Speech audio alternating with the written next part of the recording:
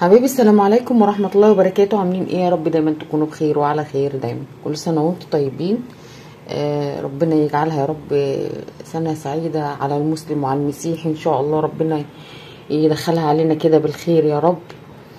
وبقول لاخواتنا المسيحيين كل سنة وانتم طيبين. بصوا النهاردة هنعمل حواوشي. انا مش هعمل كمية كبيرة عشان عندي اكل تاني، بس قلت ايه اعمل كده ايه رغيفين حواوشي جنب الاكل اللي جنبي. انا هوريكم هعمل ايه. تعالوا ايه واحده واحده كده نسمي الله ونسمي على الرسول ونصلي على الرسول ونشوف هنعمل ايه. هنا انا معايا شويه خضار، حاجات بسيطه قوي طبعا عشان انا مش عامله كميه. هي طماطمايه وشويه بقدونس، شويه كزبره المتاح عندك حطيه. كمان عندي بصلايه متوسطه، وعندي قرن فلفل رومي، حابه تحطي حامي حطي. وكمان فصين توم. دول هنضربهم في الخلاط ونشوف هنعمل ايه بعد كده. تعالوا بقى ننزل ببهارات اللهم صل عليك يا نبي. الحواوشي. هنزل بمعلقه كزبره او نص معلقه على حسب الكميه اللي انت هتحطيها. معايا هنا ورق لوري مطحون، هنحط برده نص معلقه. الملح طبعا حسب الكميه اللي انت هتعمليه. 7 بهارات بتغني عن بهارات اللحمه وبهارات الفراخ. كمان نص معلقه من الفلفل الاسود، تنتوفه كمون، رشه قرفه، وما ادركوا القرفه بقى مع اللحمه المفرومه او اللحمه في العموم. نزلت بربع كيلو لحمه مفرومه اهي معايا عشان انا مش هعمل كميه كبيره، ولازم تكون اللحمه بتاعتي ملبسه علشان خاطر تديني ايه طعم في الحواوشي. هاخدها لفه مع التوابل ومع الخضار. انا مش عايزه افرمها، انا بس عايزه ايه امكسها مع بعض، يعني نمكسهم كده مع بعض.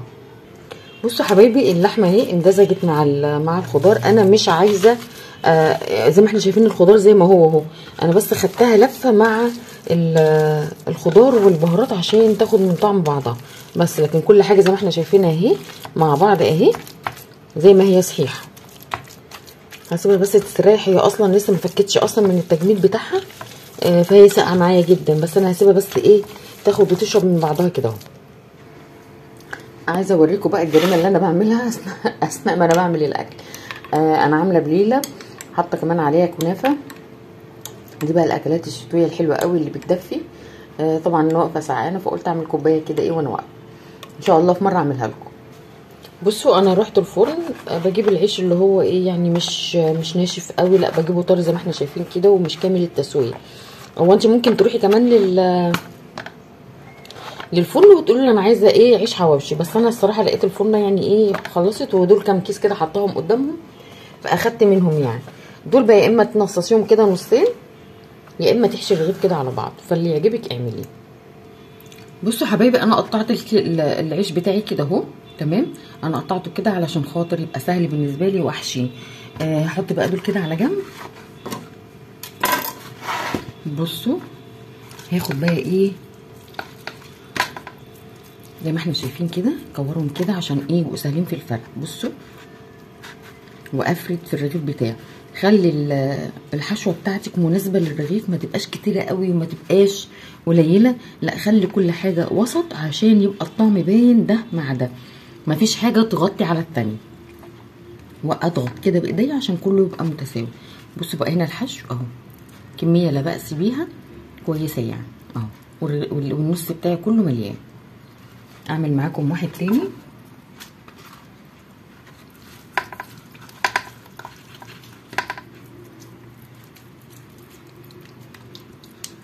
بصوا كرة حلوة يعني مش صغيرة اهي.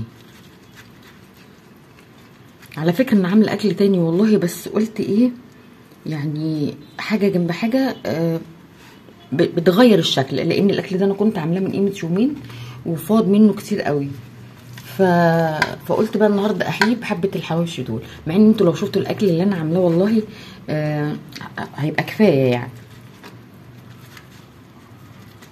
اهو زي ما احنا شايفين كده، وسهل وبسيط وما خدش مننا اي وقت. واضغط عليه كده عشان كل الحشوه تبقى في ايه ماليه العيش بتاعي. هكمل انا بقى الباقي وهرجع لكم اهو. يا حبايبي عملنا 5 رغيفه حلوين قوي لا باس بيهم جنب الاكل اللي جنبنا، ويمكن كمان ما نعملهمش كلهم لاني انا عامله اكل، فانا هحط ده بس كده ايه زي ديكور يعني يحلي الاكل. مع ان الاكل اللي معمول حلو مش عايز تحليه. طبعا هتسالوني احنا ما حطيناش ولا توم باودر ولا بصل باودر ليه، لان حاطين فريش، فهو مش فرح يعني. نسيت بقى اقول لكم انا عندي ايه. بصوا حبايب قلبي، دي لحمه راس اللي هي بتاعه الضاني، اللي هي ايه يا ام وليد، اللي هي بتاعه الخروف. انا كنت سلقاها ودخلتها تحت الشوايه كده، اخدت لون، ودول اتبقوا مننا ارميهم حرام. هعمل لهم اعاده تدوير ازاي هوريكم. كمان انا عندي الممبار والفشه برضو كنت عاملاهم، ودول اتبقوا فعملتهم كده على حبه ميه صغيرين خالص، بصوا في القعر، وسبتهم ايه ياخدوا يدوا كده مع بعض عشان يرجعوا ايه كاني لسه عاملاهم. بصوا انا هنا معايا طاسه او صينيه ووك اللي عندك حطيه، حبه زيت صغيرين قوي، هم مش محتاجين اصلا، هم كده كده هينزلوا دهون. معايا فص ثوم هنزل بيه، مش هحمره، مش هحمره، وهنزل باللحمه بتاعتي، هاخدها كده تشويحه.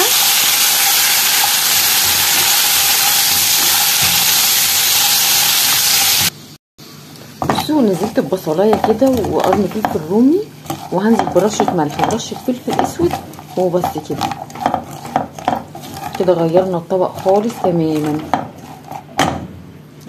دي فكره يا جماعه، لما يكون عندنا اكل ومش عايزين ياكلوه تاني، لا احنا نعمل له اعاده تدوير ونعمل حاجه جنبه، بحيث ان ده يتاكل وده يتاكل، علشان خاطر يعني في ظل الظروف اللي احنا فيها دي لازم نخلي بالنا شويه من الغلا اللي احنا فيه دوت، لان ربنا يرحمنا برحمته، الواحد مش عارف يتكلم، فربنا يرحمنا برحمته يا رب. كده خلاص انا حطيت رشه الملح ورشه الفلفل وهشوحهم بس كده مع بعض اهو. ما تزوديش على الفلفل والبصل علشان خاطر طبعا لسه اما نيجي نقدمه طبعا هنسخنه تاني، فمش عايزين يعني مش عايزينه يدبل، عايزينه كده ايه مصحصح معانا بس كده. تعالوا بقى حبايبي نقلي ايه الحواوشي بتاعنا. انا بقليه بزيت علشان خاطر لو قعد معاكي شويه ما يجلدش في الساعه اللي احنا فيها دي. هاخد شويه زيت كده محترمين حلوين اهو، هقلي فيه الحواوشي. في نفس الوقت بعمل فحمايه علشان اعملها كده بالزيت جنب الحواوشي، علشان تحسي ان انتي كانك واكلاه على الفحم، كانك شويه على الفحم. اول ما تحسي ان الزيت سخن معاكي هنزل بالحواوشي.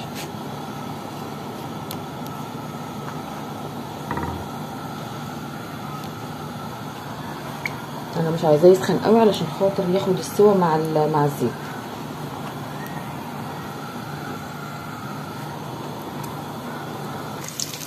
اوطي النار علشان ما يستويش معايا قوي، عشان ما ياخدش لون على طول.